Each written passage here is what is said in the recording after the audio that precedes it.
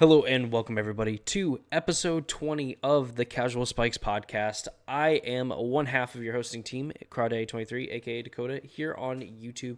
Joining me as always is my partner in crime, my RC roadie, and the only person I know that owns like 90% of the modern format and knows that it's complete garbage, in Randy, with Modern with Randy. Randy, how's it going? It's going. It's going. I still need to play modern, so probably not well. No, Modern looks like an absolute mess right now, No, honestly. no. Yeah, listen, it's okay. It's okay. In one tournament at one time, in fact, got 11th place. So modern is healing. Pay no attention to the 31% meta share of energy. It's okay. It's like actually just ridiculous that energy is like well, not even slowly. It has just overnight took over the modern metagame and continues to kind of put a stranglehold on it. And as we kind of saw with the like Rakdos scam decks like back in the day, aka like a year ago or something like that, they just slowly accrue more and more of the metagame share. Where they're like, eventually it'll adjust and even out, and it's like we just keep climbing up. Yeah, I don't see this changing anytime soon. I don't know. I think that this is the inevitable problem that I think everyone saw happening when Wizards was like, "We've changed the way we've announced bans yet again. Um, Modern's fine. We banned Nadu. We'll see you again in December." And it's like, okay, but what if an issue happens? We'll see you in December. Okay, but like the One Ring is kind of a problem already. We'll see you in December. It's okay. And now we're seeing the repercussions where energy is now dominating the format while playing the One Ring along with 50% of the other decks in the format. Like even case in point, like Infect. If you guys like, I don't know how many people actually remember Infect as a deck, since it hasn't been a deck in like the last 4+ years. Infect was known for playing like cheap creatures, a lot of pump spells and protection spells and lands. And now that deck is also playing for One Ring. Like this is legitimately a problem. And I say this as someone who owns 4 One Rings. Like the card should probably get banned at this point in Modern, with it taking 50% of the meta. Like 50% of the decks are running the One Ring. That is higher than any land is being played. Like it's an unreal number, but it's okay because in December we'll address the problem, and hopefully Standard will also still be okay by December. And if it is that's great because there's not gonna be another banning until 4 months, 5 months after December. So figure it out, guys. You got this. Well, hey, there's then that makes a few things that need to get hit by the hammer. So we know that the One Ring needs to get hit by like Mjolnir, like with the size of the hammer that needs to put that back in Pandora's box. The second thing that you need to hit with a hammer is called your index finger, and that is subscribing to not only this channel but Randy's channel over on Modern with Randy as well. Show some support. We kind of do this, I mean, based on like our work schedule, because turns out late stage capitalism has unfortunately forced us both to have to work a full time job. I know, very sad to be a productive member of society, but if you want to continue to see episodes of the Casual Spikes podcast, support us as individual content creators, whatever the case may be. Subscribing is one of the easiest ways of doing so, and ringing the notification bell as well, so you know when future videos get posted, and you know when videos or episodes of the Casual Spikes podcast get posted as well. I will have Randy's channel linked in the description down below, as well as this is being my personal channel, so you can just subscribe here. Super easy. Leave comments, ask questions, anything like that, and you may be potentially featured in a video, which crazy to think, because we're just so popular that no one has actually done that yet. But I also think because I save it to like the end of an hour long podcast that I had to change direction and be sure to actually plug it and everything like that. Seems good, makes sense. So I'm, let's oh, go ahead. I mean, yeah, I think that's basically like that whole thing just kind of sums up modern Yeah.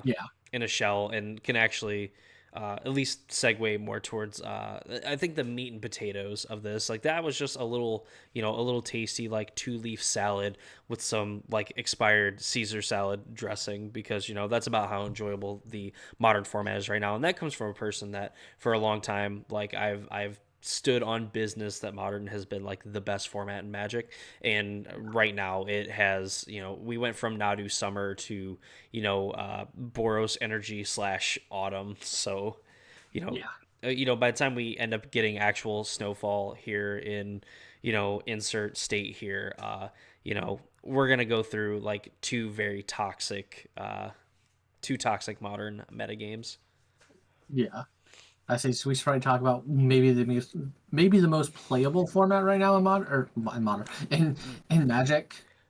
No, Randy, stand on business. Pioneer, between like Pioneer and Standard, like those two formats are probably the most enjoyable currently right Yeah. now as far as like constructed formats. I mean, I haven't played much Standard. I know that like Gorilla Aggro is like one of the best decks in the format, but I also think that when an aggro deck is good in the format is pretty good. Or when you have just a super wide variety of decks that are available to play in the format, and that's why I think both of those formats are great. So I'm going to stand on business right here, right now.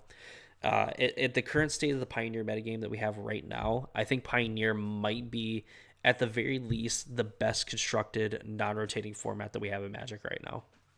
Yeah, I would agree with that. Especially like I cannot state I think how much like Amalia and Soren getting banned helped that format out a lot. And I think the biggest problem is people knew this like probably since the RCQ season where like yeah, like once Amalia gets banned, like aggro gets to become a deck again. And then when aggro becomes a deck, it forces all these mid-range decks to like actually have to start playing, and then you get control to where that can be like a known deck, and like it just opens it up to where like anything can be possible. And then obviously you don't have the 1-2 punch of Soren, just Soren into Vein Ripper was kind of lights out for most decks, just because it was such a hard board cost to pay for. But with that being said, like we just came back from the RC and DC, and like we saw a wide variety of decks. And don't get me wrong, we had like our top decks that everyone thought would be played. Like Phoenix was one of the top decks of the RC. No one was surprised by that. Like, oh my god, the deck that was like top three before the banning that also didn't get hit by the banning is still top three. Mind blown. How saw this coming? But then we also had, Rakdos Prowess is at the top, and then like Blue Eye Control is in the top, which I think is like showcases, a really healthy format where you have, control at the top, you have aggro at the top, like that's pretty healthy to where like you have the two extreme ends or like the two most popular decks played. True, and one of the predictions, at least that I had personally for this RC, I really thought it was going to be, Rakdos Aggro versus Is It Phoenix. It was going to be, the old seasoned veteran of the format versus the wily rookie, looking to get in there and make a name for themselves. And I mean, technically, Rakdos did, and Is It Phoenix, kind of, I mean, they did technically duke it out in the quarterfinals, and Yeah. turns out that the new shiny sports car does end up beating the sloppy jalopy, but only once. But Yeah, I mean, yeah. so with kind of my expectation of like, okay, Is It Phoenix, Rakdos Aggro are probably going to be 1-2, and as we saw that it really wasn't the case. They were in the top three most played decks, but they weren't one or two, or excuse me, they neither of them were number one. That's the correct thing to Yeah. put there. Yeah, Blue Eye Control was the number one. And then I think it was just really surprising seeing all the decks that were viable in the RC. And then even like obviously you and I didn't do too well in the RC, unfortunately. Um, I think a combination of variance, luck, and maybe some misplays along the way. I'm not going to sit here and say I played perfectly 100% of all my games.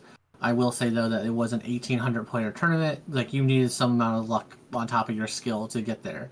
It was not just going to be the most skillful player winning because we saw top players like Reduke and the others were there, and they were Reduke did have a deep run, but there was a lot of people who were out pretty fast. Like Todd Anderson went like I think 0-3 drop. So Yep. like it's clear that like there were skillful players there who did not do well, which is not to say that like they're bad players. Obviously, it's just there's more to Magic than just being skillful. There is some luck and variance along with it. I don't care how good of a player you are, how prepared you are. If you go into a tournament and draw 12 lands every game, you're probably not winning that game unless you're playing lands and Legacy. Or Blue Eye Control. Yeah. Eh, eh? um, Maybe not touche. nowadays. Maybe not nowadays, but like, you know, No, but I do think it was cool seeing all the different decks. I know in the 5 rounds I played of the RC, I didn't play against any decks twice, and I even played in the 10K on Sunday, and I only played against one deck. I played against one deck twice between those two tournaments, where I saw like the same deck twice. I want to say that mine was probably the same as well. Like I didn't see the transmog deck in the RC, but I did see it in like the 10K. I didn't play Mhm. against another like Rakdos aggro deck. I think you're right. I think between like the 6 rounds I played in the RC and then like the 4 or 5 in the 10K, I don't think I played against the same deck twice. Maybe one, but I can't think of what that deck would have been off the top of my head. So the only thing I know for sure is I played against the Enigmatic deck twice. I played it once in the RC and then once in the 10K. Um, and that's the only deck I saw twice, but like obviously not in the same tournament. But I mean that's pretty crazy when you think about we played essentially like 10 to 11 rounds and didn't see the same deck twice basically. Like I saw the same deck twice in 11 rounds of Magic. Like that's wild. Like you go like counterpoint example like if you go to like a modern tournament that had 11 rounds, you would see Boros 10 out of those 11 rounds. That is very Like true. so it's just like this insane thing where we went from even if you go back, pre-banning, like you could definitely like, okay, here's the 5 decks I'm going to see, and I'm going to see like at least 3 of these within 11 rounds, and then we went to like, I saw the same deck twice in 11 rounds. That's wild for a constructed playable format. Oh yeah, and there's a plenty of things to be doing in the format as well. I think uh, something that Modern got to kind of tout very highly and doesn't really get to now, but Pioneer has definitely instituted a new era where we have a bunch of different archetypes.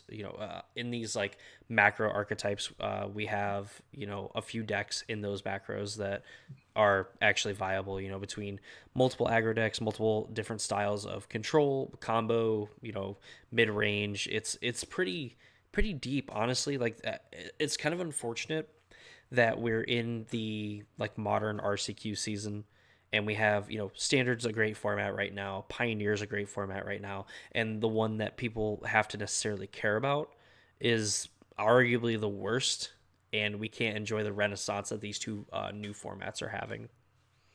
Yeah, I will say like it is kind of sad when this happens this way, and I think not to go on a little tangent here, but I think this is the problem with Wizards' new idea of what their new banning format is, which will in no way, I'm sure, change in the next 6 months after they realize that this one's not a good plan either. But you know, either that's neither here nor there. But I think that is kind of the problem we're seeing is like when you want to delay bannings for an arbitrary amount of time for no reason, you get formats that can end up like this, which I think we saw with the RCQ season of last season with Pioneer, where like everyone knew Soren Vein Ripper was a problem, everyone knew Amalia was a problem, but we're not going to touch it because, well, we're in the RCQ season now, we can't touch it. It's like, okay, but we knew this before coming into the RCQ season. We could have fixed this, and then we would have had this kind of renaissance for the whole RCQ season, which would have been cool to see. But moving on from that, like you said, there are a lot of different archetypes that are available in Pioneer right now. You have, Rakdos aggro, you have Rakdos combo, you have Rakdos mid range, you have a different Rakdos aggro deck you can play, and you have like 2 different Rakdos combo decks you can play. So I mean, really, it's anyone's format as long as you're playing Rakdos. True. You can play whatever archetype you want. It just also has to include Blood Crypt, Blackleaf Cliffs, and the Blightstep Pathway Yes. is like your Uh, first 12 cards. yeah. And then your next like 8 to 16 cards is going to be Thoughtseize, Fatal Push, and Fable. Yeah, But that after that, after any cards you want after that, any cards you want after that. true. They just also your lands still have to produce like black and red mana, and all of their mana costs in the cards in your deck have to have black and red mana in them. Yes. So, kind of memeing a little bit on the format, but as me and Randy were talking pre-show as we normally do, uh, like when you look at the top 8 of the regional championship in Atlanta, excuse me, in Washington D.C., there was 3 different Rakdos decks in the top 8, all different, all looking to enact a different type of game plan. But there was obviously a lot of shared similarities between them, where we kind of saw that the Rakdos decks that had a lot of success over the weekend were essentially playing like 4 Thoughtseize, 4 Fatal Push, and the majority of the Rakdos decks were also playing like 4 Fable of the Mirror Breaker as well. Mhm. So we knew that Fable was a great card. I mean, probably one of the best cards. It was even like Patrick and Cedric joking on coverage, like, "Hey, you ever seen this card before?" Where literally it was just back and forth, like backbreaking, like Fable the Mirror Breakers on like both sides. We knew this was a great card. Thoughtseize is easily one of the best, one for one discard spells in the format, or really probably ever printed in Magic. Where Mm. it's laughable how good it is and like how small of a downside, if you can even call it at times, that it actually is. And then Fatal Push in the context of like the format and even like other Eternal formats is easily one of the best and most efficient removal spells that you can play in a format where people are doing anything remotely fair in that format. Yeah, I will say that since Lorwyn, Thoughtseize is the best like discard spell we've ever seen printed. Um, and since Aether Revolt, I think is when Fatal Push came out, is probably the best. It is the best removal spell we've seen basically ever printed. I think the only thing that tops Fatal Push removal spell wise is probably Swords to Plowshare, and I think that is even arguable at some points. Yeah, Um, without having to enable certain things or build around them, like Fatal Push in a vacuum is topped by like very few, if any, like removal spells. yeah, I think Swords to Plowshare is the only thing that actually tops Fatal Push, and that's just because of the context of where they're played at, essentially. Whereas like Swords to Plowshare kind of answers every answers every creature to basically with no fail. Obviously, there's caveats to that with ward or hexproof things like that. But like in the same concept of Fatal Push, where it's just like it's a 1 mana removes anything, and Fatal Push is almost the same way, like with obviously very few caveats based on how Magic continues to grow and be built around efficient creatures, efficient removal type things. So like it's kind of crazy, and I think Fable is probably the best like 3 mana like mid range card we've ever seen. Like I don't have a better way to like describe Fable, but like Fable just does everything you want as a mid range deck. It helps mana ramp, or it can help mana ramp. It produces a creature. It produces card selection, and it has like a game ender on the backside essentially. Because like you copy your 5/5 vanilla creature and start attacking for 10 with Fable. Like it's just kind of crazy. Like this is like the worst case scenario like of Fable. Like oh, I copied my 3/3 powered creature and I'm attacking for 6 a turn now because of it. Mm-hmm.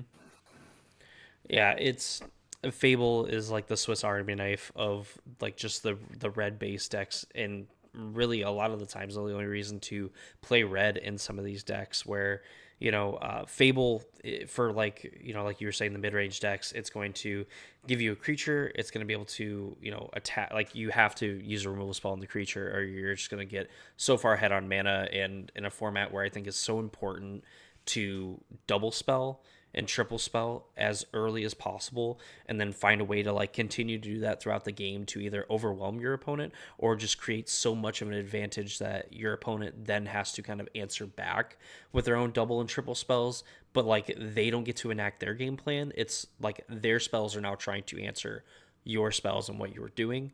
So I think Fable in that case is just second to none. There's no replacement for Fable and Mirrorbreaker. That card gets banned. There's plenty of other cards that you could play in that slot, but you're just always going to be wishing that it was a Fable.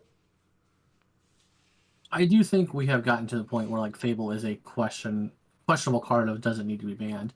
And I think the argument like, well, it's a fair mid range card is well, you can't ban that. Like that's fine, but like Fable single handedly is a reason to play red in Pioneer. Like there is very few reasons why someone's playing red unless they're playing like is it Phoenix or is it in Soul? There's no other reason to play red. Like there's just not. Yeah, exactly, and that does bring into question, if in to me, it's always a hard question to answer when mid-range cards are some of the best things to be doing in the format, because as we kind of talked about, Fatal Push, Thoughtseize, Fable the Mirror Breaker, all great cards, but they're not, to like the average player.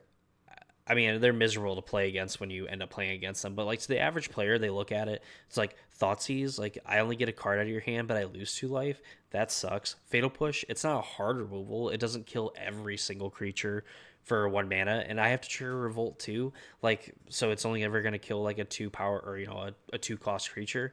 Like that's not that great. Fable, whatever. There's just a lot of these like, well, this is like bad, but they're insanely cracked when you actually put pen to paper, you actually enable the theory and everything like that. So when you get to the point where, okay, we're going to ban something, we need to ban something from the Rakdos archetype, Fable's probably the most unfair of them, but I've also seen people argue for like Thoughtseize and potentially Fatal Push as well, getting banned from the format. I would imagine just on efficiency alone. So I don't know.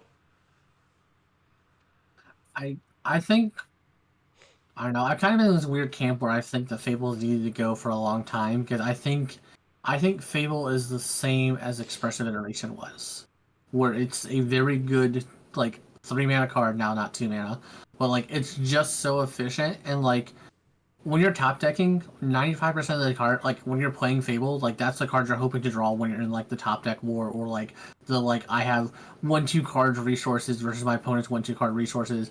Like the cards you're praying for almost every time, unless like there's something else going on, is I really hope I draw Fable. And it's just like that's how powerful Fable is. It's like and like Fable is the best thing to do on turn 3, barring your opponent's not trying to kill you on turn 3. Like Fable is what you want to be slamming almost every turn 3. Yeah, and as being a person that has never played a Fable the Mirrorbreaker in person until the RC, even though my record at like 2-4 in the RC is obviously not that good in the grand scheme of things, compared to where everybody wants to be. Every time I played a Fable, it just felt absolutely insane. Where I'm just like, this feels awesome. Where like if I could like play a Fable the Mirrorbreaker every turn or win the game, I would just rather play a Fable the Mirrorbreaker every turn because I'm going to circumvent that never winning the game clause by just having like 15 Fables on the board from turn 3 until turn 18. Yeah.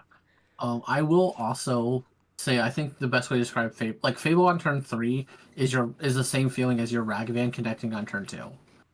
Like you just feel like you now won the game. Like you are so far ahead. It feels like that it doesn't really matter. Like your Fable on turn 3 means your opponent now has to spend their turn 3 or turn 4 being proactive on their board state and also killing your Fable, like your Fable token. Like you've just now 2 for 1 your opponent in a sense where like they have to kill 1/2 of your card. Um, First off, second off, they still need to like also advance their board state, and next turn you're gonna essentially see 3 cards or up to three new cards. Like you just get to like do all these things for essentially a 3 mana investment, and it's unreal. Like and when you're on the playing Fable, like it's backbreaking. It's a deck that's not playing Fable on turn 3. Oh yeah, and that's just kind of even speaks to like the power of just the Rakdos archetype as a whole. Because again, we have like very powerful, efficient, black cards where they get to disrupt your opponent's hand, they get to disrupt your battlefield. Fable, when those cards aren't good, Fable just gets to ditch them and get you some fresh cards as well. And that kind of circles into like the other part of what the format is looking at, where uh, a lot of the approach, I believe, from some of the top decks is figuring out how to disrupt that. Where I was kind of talking about, where a lot of these decks can just multi-spell super early in the game, and then it just kind of creates this snowbally advantage to where, okay, if I don't do anything about this, I'm going to lose the game in short order. And the idea is like kind of stopping the Rakdos decks in like 2 phases where, there's this early snowbally aggression where you kind of have to stop the snowball, and then you kind of have to fight them in this sort of mid-range game where they're even the aggro decks are kind of okay actually playing you know a methodical game plan. And that's kind of what we saw from other players, like how to attack both halves of like the Rakdos strategy in that way, and that was with cards like High Noon, which we saw in a lot of the control decks, and then even from the Green White Company deck, which I think is probably might rival Rakdos Cauldron winning the whole event as being one of the like craziest things to happen from the regional championship, having Green White qualify multiple people for the Pro Tour. Yeah, I would say that green white was the definition of coming out of left field. Like everyone knew there was going to be some kind of like weird deck that was going to do well that no one saw coming, and I would bet outside of the people playtesting the green white company deck, no one remotely had that close on their bingo card. Like if you told me like last week that, hey man, did you know a green white company deck is going to like put multiple people into the pro tour? I'm like, oh, are you talking about angels? I mean, Angels is gonna like, oh, Angels is gonna be well. Okay, so aggro is gonna be super popular. And Angels came prepared to be aggro. Okay, that makes sense. And like, no, Angels is trash. Wait, what? Like, Hmm. there's no way in remote fashion that I would have guessed like essentially green white hate bears was just gonna be like the deck to take. And like, I will say when like you break it down, it makes a lot of sense. Like it has a good game against control that we knew was coming. It has a good game plan against like the Rakdos aggro deck that we knew was coming. And then obviously like if you're playing a bunch of like weird hate bears, it's good against like Phoenix and them doing their BS multi spell thing. So like it's not crazy that this deck did well. Like there's like the fact that it did well is not crazy. And it makes sense on paper when you like take 5 minutes to think about it. But absolutely no one was thinking to build green white hate bears. And Yeah, it's like that's what I'm gonna take. yeah, and I did run into it a few times on Moto when playing through some leagues, and it was definitely you could tell that once they kind of set up the layers and everything, once you kind of let them get in where it's like, okay, the Aven Interrupter like counters a spell, like, all right, that's annoying, but I can pay 2 mana and cast a spell later, like that's kind of fine. Well, then the next turn they collected company, and now they have a creature that's just going to exile your biggest threat on the board, but then also get another Aven Interrupter or a Peacekeeper to look at your hand and then take another removal spell, and that just like keeps adding the layers where like, hey, removal is going to get me out of this, but now your removal is getting taken away. It's being made to be a lot more expensive to be able to play it. Now you can only play one spell a turn. Your non-basic lands are coming into play tapped, which even the Rakdos decks play a good amount of non-basic lands in their deck. It just piles up to the point where, you're going to play one spell. It's going to be a Fatal Push that's going to cost 5 mana to play, just to so on your next turn you can unlock a card like Molten Collapse or another Fatal Push or something like that, or whatever the case may be. And by then you're getting beat down by like these random 3/3s, these 2/3 flyers, these 2/2 flyers that by the time you're able to unlock any meaningful spells, unless you're casting Supreme Verdict and your opponent didn't name Supreme Verdict, you're not winning the game. Yeah. It definitely is just the like they're gonna keep like just doing these little pokes, little pokes, little pokes, and just it's a layers thing where there's keep stacking it up and um it is just a challenge to go through and try to beat essentially. I know I played that deck in the 10K, and at one point in time, I think my Ember Challenger was a 6 costed 2/2. And I was just like, I just kind of sat off to the side over here, and I was like, you're going to be with me, little buddy. We're going to play this game together. What do you think we should cast? That one? Okay, we'll cast that one. Because that's essentially what he became. He became a companion, is what he was. He was just a companion. He was sitting next to Gigantha just going, what's up? How long you been here? Right Yeah, next to Gigantha. yeah. That was 100% what happened. Was just my little Emberheart Challenger was just like, I'm just here. I'm happy to be here, guys. I'm glad we go team go. I'm never getting casted ever. I cost more than Gigantha.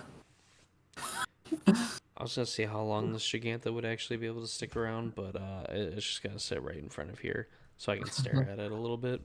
But Um, it I was definitely. Okay. Yeah, yeah. Go ahead, finish. Go ahead, finish. I'd say it was definitely interesting that like that was like one of like the breakout deck essentially because like obviously like Rakdos Tree or Rakdos Cauldron or whatever you want to call that deck is the deck that won the tournament and like was kind of like crazy because like that's been a deck that like has been toyed around with a lot where like it's kind of like a meme ish deck where like oh look you can do this like kind of cute combo and like win the game and it's like, oh, that's cool. But like, definitely the company deck just came out of left field essentially. Like I had played against it a couple times on Moto or on Moto on Moto as well, and I played against it when I was playtesting Phoenix, and it didn't feel close though. It was just like I played removal spells. It was definitely an early rendition of the deck where they didn't have enough layers built into it yet because like they kept like exiling my creatures. I'm like, that's cool. I'm just gonna kill your creature and I'll have a 2/2. My 2/2 will beat through your non-existent creatures. It's okay. This token will get there. I promise. Yeah, the when I reviewed kind of the deck for a video, and I'm kind of going through like the different cards and everything. I was just like kind of noticing these kind of cute little synergies that the deck had, where it's like, oh wow, you can, Marvin especially just being like a huge, like a lot better of a card than I kind of give it credit for, because it's like, oh cool, you put counters on like Thrill Seeker. It's like, okay, and then you eat a tree with whatever it is. It's like, oh neat. Like now Marvin doesn't even have to be backed up on to get the ability. Like it just already has the ability to fling itself. Now you just put like the counter anywhere. You just eat a tree. Well, now Marvin has like the tree ability. So like the fact that you can be an aggressive deck with like all your other creatures, and Marvin can just kind of sit there and either be the creature that you physically put counters on, or you just like don't care about it, and like oddly enough your opponent now has to care about every other creature that gets +1/+1 counters put on it, because then Marvin's going to get those abilities, and even if that creature's summoning sick, Marvin is just going to be able to do it all by himself on like that turn. Yeah, I would say Marvin was probably the biggest upgrade for Rakdos Tree, and I'm not saying that Marvin because he was like I think a 2 of in most of the decks I've seen was Mm-hmm. seeing or most of the lists I've seen. He's only a 2 of, so it's not like he was slam 4 Marvins. We gotta play him on turn 2 type card. But like I definitely think that he pushed that deck from like tier 2 like B plus tier up until like that A tier 1 slot where like it gave it just enough resistance and resilience to where okay I'm gonna like put I have Marvin on the field and I have another creature on and I have the Soul Seeker on the field and I have an active Cauldron. This is now a problem for you because I can just sit here and wait and make you respond first, and when you respond, you're gonna die. And if I get more creatures, it just gets worse for you because I'm gonna have an active Cauldron this entire time. And I think that's like probably the biggest thing that Marvin did was it just added that little bit more of resiliency and additional threat power that the deck needed. And it's so innocuous because it's just a 2/2 for 2. And it doesn't like I remember reading him like during the uh uh not pre-release During spoiler the season. Yeah, yeah. Jesus. And I was like, oh, that's cool. He'll probably get played in Commander and see like a lot of play. And that was kind of the thought process because I was like, there's no deck that I can think of where like having the activated abilities of like the other cards on the field that you own is like really good. Like there's like you can think of like some situation like, oh, this would be really cool, but it's like, yeah, also in Magical Christmas Land, I cast a 15/15 on turn 3 because I drew my 8 card combo. Like so like yeah, I was like this would be cool in like insert scenario, and I was like he's probably really good in Commander. I was like that's probably where he'll see a home. And then it's just like Rakdos Tree just came out. I'm like, oh by the way, we picked up this 2 mana innocuous card that also just like makes us be even more resilient. I'm like, oh yeah, that's really good. I didn't think about that deck existing. Good job, guys.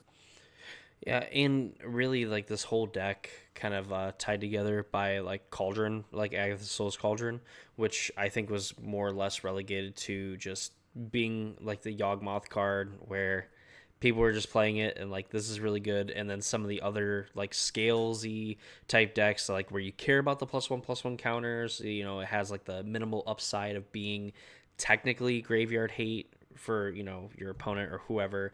Maybe you get like a cool activated ability, whatever. And Rakdos Tree instead of being called Rakdos Tree, it's called Rakdos Cauldron. I think that's a testament to how good like Agatha's Soul's Cauldron is, and Yeah. like in how again the layers just that Cauldron gives a deck like this. I think between we said the Rakdos cards were great. Four Thoughtseize, four Fatal Push, four Fable the Mirror Breaker, great, awesome, and a decent like beat down plan, and I think a combo that people don't fully understand or maybe didn't understand like the different ways that you could get it assembled was kind of the perfect storm, I think, for this deck in particular to do very well, especially where I think you were telling me that Corey was like the originator of the deck, Yeah. supposedly. Yeah, this is what I had heard. Because I know like Reddit, Magic Reddit was going crazy, and then I saw Corey had posted, I think, on Twitter as well, talking about how I will try to respond to all the Discord messages and things when I can get more time. Because he was, to my knowledge, he was the one who created the deck, and then I don't know if he created the Discord for it as well, or someone else created a Discord, and he's like, "Hey man, like I'm like the originator of the deck," and has been super active in that Discord as a whole. So it's kind of crazy though. Like it's really cool to see someone take a deck they essentially founded and then like build upon it. And I'm not gonna sit here and say Corey for sure made the deck as it was because I know this idea had kind of floated around for a long time. I'm gonna guess that Corey is probably one of the main people who put a lot of work into it. And obviously, if I'm wrong, I would love to be told that because I don't know for sure. And I'm not gonna sit here and say for sure that this is 100% true. Corey made the deck, but like that is what I've heard basically from multiple sources, and I assume at least to some degree he was the one that created the deck to some degree or helped develop it a lot. But it's crazy when you get to see someone who like made a deck and then like put their money where their mouth is. Like, yeah, I took this also to a big event. um it's been a long time since we've seen that kind of thing happen outside of like when like a pro tour or something where like you have we had 30 of the best Magic players in the world get together and just build the best deck, and it's like, wow, I can't believe it took 30 amazing people to build a deck. That's crazy. But like you have essentially a guy who is a one-man team. Obviously there's people that Discord I'm sure helped develop that deck too, and I'm not gonna take away from them, but it is crazy when you essentially had someone who had an idea, built it, play tested, and like, all right, cool. Now I'm gonna go spike an RC. Big if true, as the kids say. Yeah, and so I think it's pretty crazy to see the deck actually do that well. And I'm happy for Corey. I'm happy for people who like were who stuck with the deck. 'Cause like I said, it started out as a meme deck for sure, where it's like, hey, look at this cute interaction that you can do, and that's kind of what it started out as. Is like, well, this is cute, but is it playable? I mean, obviously, like you can put a bunch of good cards around a cute interaction, but does it make the interaction playable?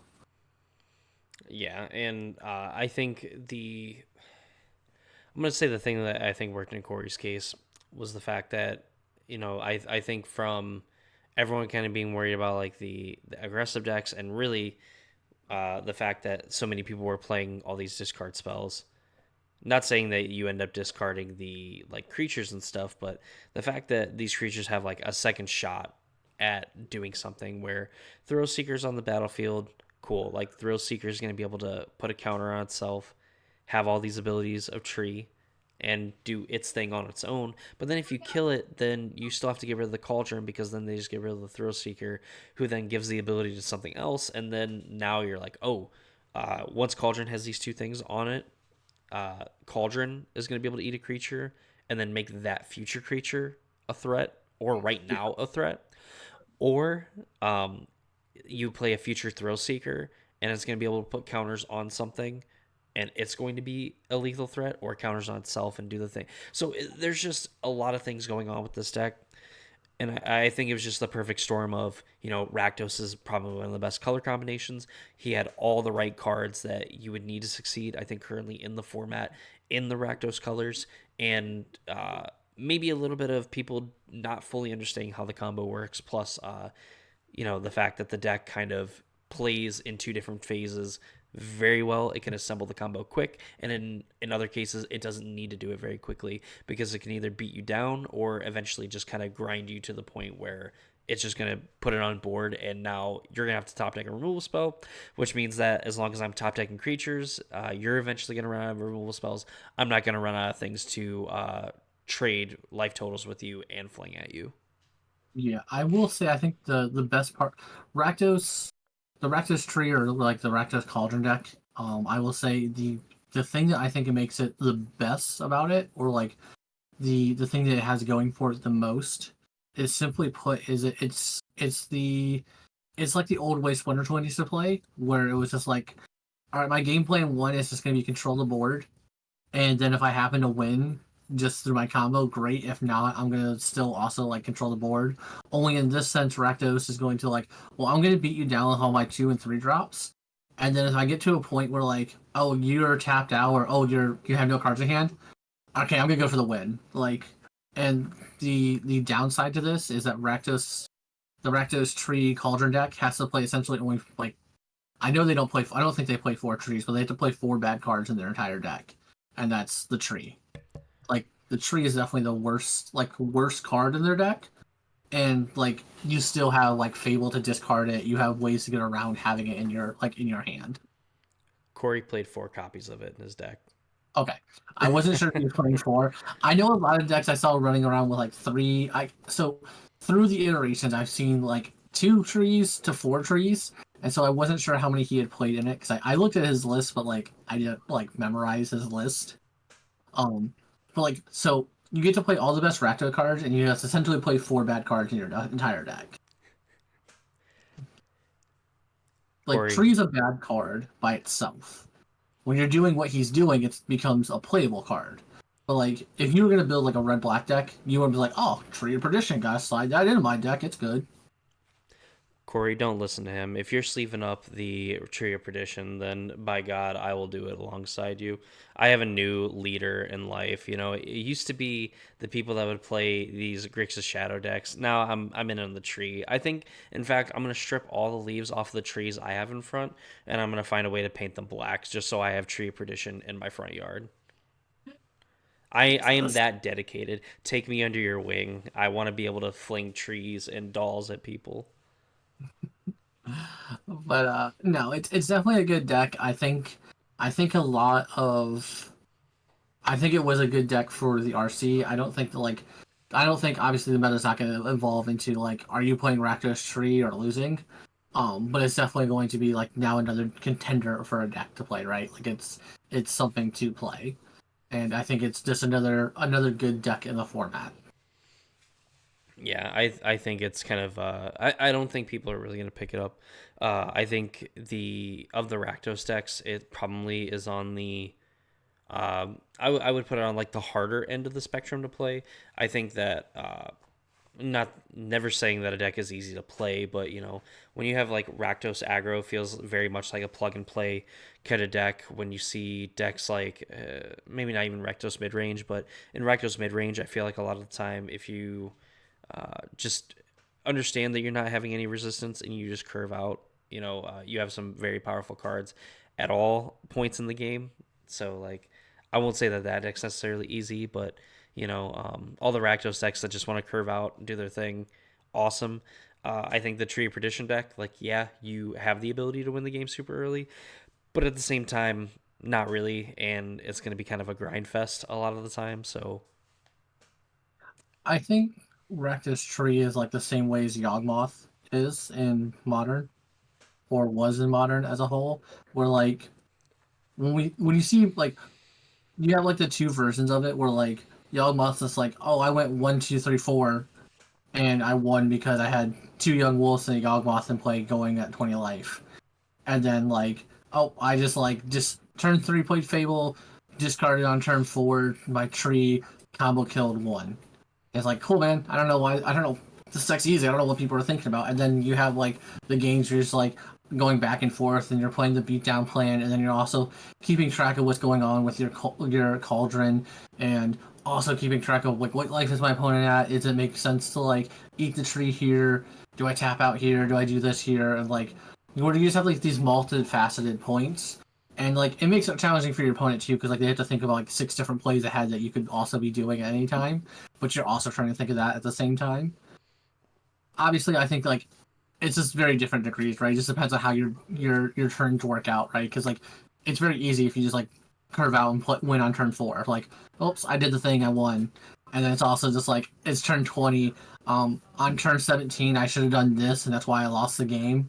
But it didn't matter until turn 20, or like turn 5, I should have done this, and then because I didn't do this, or I ate the tree on turn 4 when I should have kept it in my graveyard for a different turn. They killed my cauldron in response, and then my dog. I kicked my dog, and the lightning hit my tree outside, and all didn't come together. Type thing where like you make these choices, and then you don't realize that 12 turns down, you're like, oh, that was a mistake on turn 5.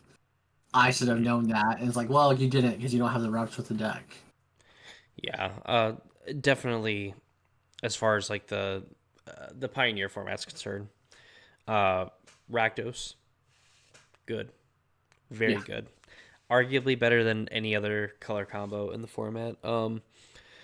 And yeah, like that's really a lot of like the the Pioneer format comes down to is you either are kind of pushing the snowball down the hill, or you're finding different ways to put obstacles in front of it to stop it and try to stop it relatively consistently. And I think we've kind of arrived to that point where High Noon was a card that I know in our Outlaws video where we kind of gave some predictions of some cards that could potentially find a home. High Noon has definitely found a home in some of the white base like control slash mid-range decks, and I would kind of expect that trend to continue as long as something like Rakdos Aggro it continues to be a deck that people play in the format. Is it Phoenix we know is going to continue to see play in the format and is finding ways to deal with it in the main deck, but realistically it's in very small numbers, so they can still get kind of hosed by it. yeah. I mean, it's still a hard card. Like it's a enchantment that's enchantment against a red white or red blue deck that doesn't have any way to destroy enchantments. So it's still a good card against them. Like they have like their ways to get around it and stuff. But like for sure, as someone who is play testing Phoenix a little bit going into this RC, like anytime that High Noon resolved against me, I was like, cool, this game has become so much harder for me to win. And like usually if I won, it's because they went High Noon on turn 2 and I went the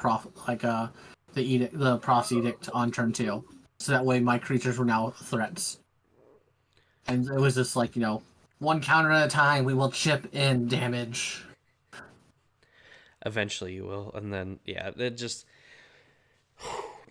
the format's just so cool. Like it, I mean, it sounds like it might be miserable. It's like, oh, Fatal Push, Thoughtseize, Fable, or High Noon, and it's like, well, how are either of these options fun? There's been a lot of, I think, a lot of good play to the format right now. I think that the Rakdos decks are very fun to play. Some of them don't feel. I mean, it sucks to lose the aggro deck on like turn 3, but when you're also playing like Rakdos, like the mirrors are pretty fun and I think engaging for the most part.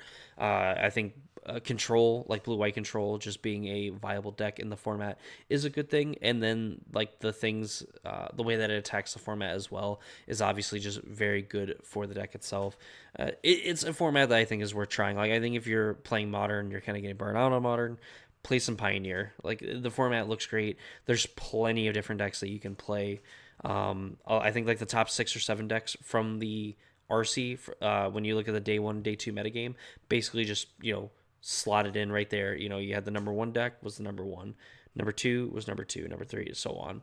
Um, it's fun. Play the format. It's great. It gets my seal of approval. Seal of approval.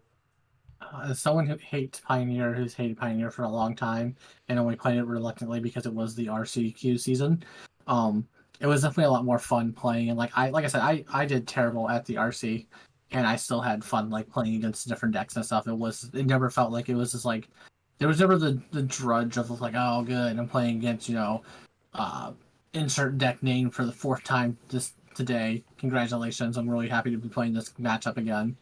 Like it was never anything like that. Like the only time I didn't have fun was like due to my own like variables that I couldn't control. Like when I played against Phoenix and drew 6 lands straight, and I was like, cool, I'm having so much fun now. Thanks, deck. I'm so glad you could do this to me. Like, but outside of like variables that I couldn't control, like I had a blast at the RC as a whole. It was cool to see different decks and stuff. It was cool to watch some of my friends do well and ultimately not make it, but still have deep runs with different decks that I didn't even think of taking. There was the Boros creativity deck that was running the 4 new white Overlord as Hmm. its creativity target. Um, that was really interesting. I didn't think of remotely taking that deck or even thinking about building that deck um, as a whole. So like, it was cool to see that person have like a deep run into day two and ultimately get their fourth loss, unfortunately. But just cool to see different decks, different takes on things. People did a lot of different things, interesting things. Overall, I think Pioneer is probably in the best spot it's been at since maybe its inception. Yeah, probably. The format, the format was so much fun when it first started. It was great. Bring back Oko, you cowards. No, that card could stay banned. There was like roughly at least like the first year. I think right before COVID, like the format was a little miserable because that was basically combo winter. And then, of course, nobody really cared about the format until organized play came back. And I think we have reached this point of Pioneer where, right now is like the perfect time to get in and play it and just kind of from this point on try to follow through and everything of what's going on. Uh, of course, as we get new standard releases and things like that. Don't worry, Oko 2.0 will be coming out soon enough. It'll cost 2 mana and do everything that Oko 1 did, but better. Eventually, we'll start getting sets that go straight to Pioneer, and basically standard is going to start to slowly lose power, where Pioneer is now going to have Force of Will in it. Yes. But Yeah. that I don't know. I can't check my notes because being a one monitor lad right now really sucks. I think the last thing we wanted to talk about was the next RCs that were coming out. The Japanese or Japan and Korea and South Asia RC that is coming up next weekend, I believe. This week Um, it's happening. Well, probably as this video is getting uploaded, happening right now. But oh, okay, gotcha. Um, but I'm curious to see what their metagame will be. I know we were talking before the show where um, the Asian metagame is always not weird, but weird is probably the best way to describe it. Where it's always different than what like the rest of the world seems to be doing. Like when you look at like Europe or North America metagames, like they're always kind of like what you expect, and then the Asian metagame will just be like, yeah, top eight was this all uh, insert random deck list. It's like what? No one played that in the RCs. We've had 6 RCs. No one played that deck. Why was that your meta?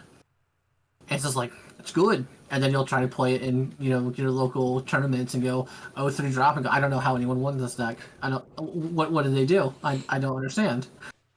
So I'm really curious to see what they deem as the best decks essentially, and now they've had more time than America or Brazil had with the new card. So I'm curious to see if they found something more broken to do or something to break the format. I'm curious to see if Green White Company will continue to do well, or was that maybe just a flash in the pan doing well at America are doing well in America's RC. So I was kind of curious to see. I think that control will be bigger over in the Asian countries because it usually is. So I'm kind of thinking that enigmatic, as I butcher that word for the 4,000th time, I think that deck's going to show up a lot more than what it did um, in our RC here in DC. I think that was going to be a bigger deck. I could see the blue black control deck that Reed Duke was playing being a lot bigger because I know like Japan especially really loves their blue black control list.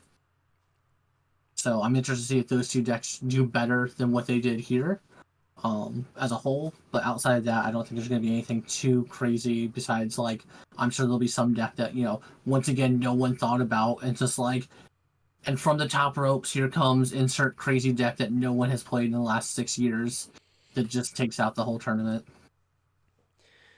yeah, I'm kind of interested to see, mainly because I think a lot of the time in the like from the Japanese players, we've seen a lot of probably Hall of Fame like all time players, come out of like Korea, like Japan, things like that. Their technical play is absolutely insane. So if there is a control heavy metagame going into these regional championships, that's definitely going to be some like must see streaming because like a lot of I don't know, like if you watch what was it, Shota Yasuoka play Control, in almost any era, like you could even go back to like Dragons of Tarkir standard, where like I think he was playing Blue Black Control, and that was just like a master class of how to play a control deck in a format dominated by aggro decks, and I mean just he's just a great player altogether. But that's kind of like the expectation is like from a lot of a lot of those countries is just like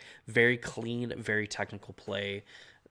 So I think for me, I'm not willing to make necessarily a prediction of like what the metagame could potentially look like because there are these kind of like oddballs and stuff. I would expect maybe a little bit more of the same, but if they are streaming it, if you are able to watch it, whatever the case may be in for a treat as far as like the technical play is concerned because a lot of the time you're going to see a lot of crisp things going on rather than potentially seeing a lot of just like why did they make that mistake sort of deal.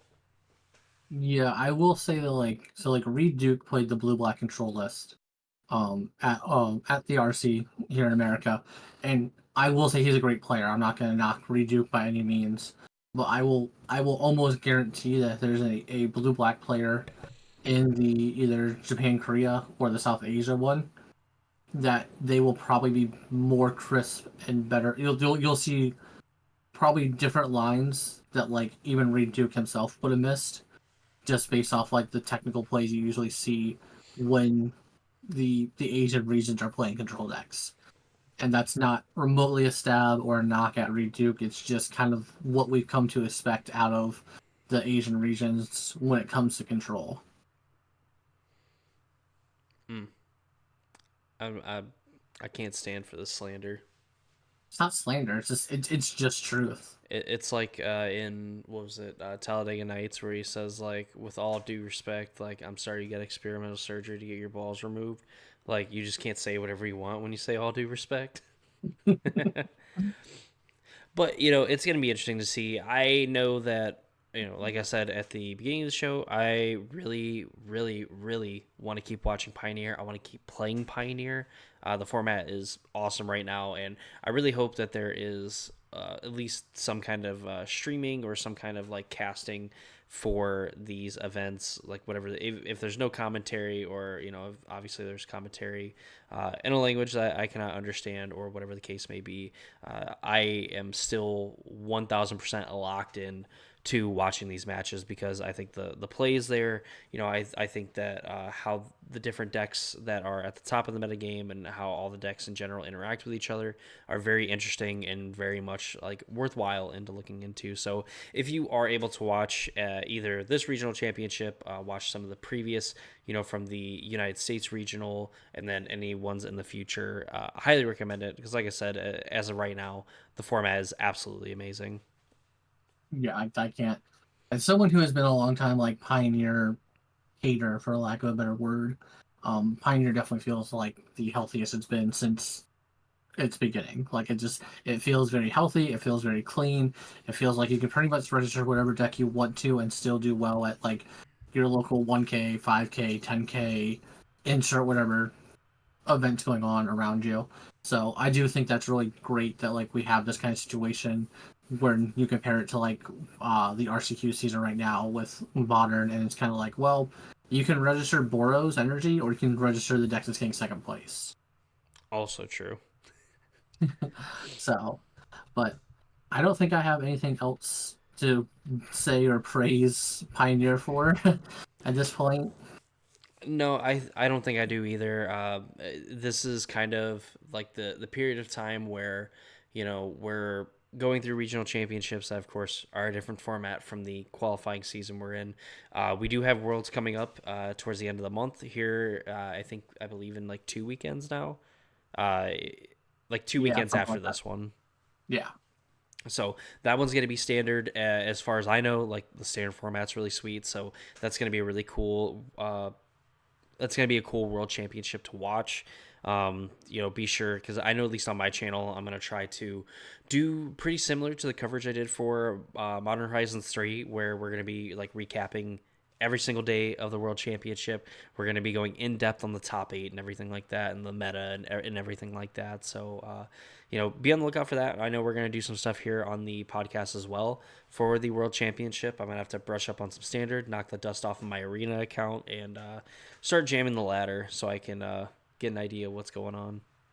Yeah, I'm just gonna play on Magic Online, the correct format or the correct client.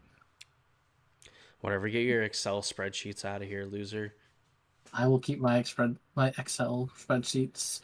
Listen, I'm gonna be playing Infected Modern, so I can play so I can try to beat the Mortal's Energy decks. I'm gonna be playing Standard with my Caretaker's Talent and just drawing a million cards on Fools. These are the game plans I plan to play. I'm just trying to figure out how on Moto I can then play Doom, but not on the client itself, but on a Fate Spinner. So I can just speedrun Doom while I'm waiting for my opponent that has one card in hand and all their mana tapped out to finally pass priority to go to my turn. No, it's okay. They're just gonna stop prioritizing your upkeep for no reason. That's Those are true. the best. Those are the best players. To be fair, I do that as well because it's usually from like the previous 5 turns ago where I did something in their upkeep. I'm like, I really should remove that stop, and then I start thinking about literally anything else, and that stop just becomes an afterthought. I'm sure I probably still have an upkeep stop for my opponent's set on Moto right now. Terrible. So thank you for calling me out. That is very nice of you. I really hope that you stub just your pinky toe on your end table.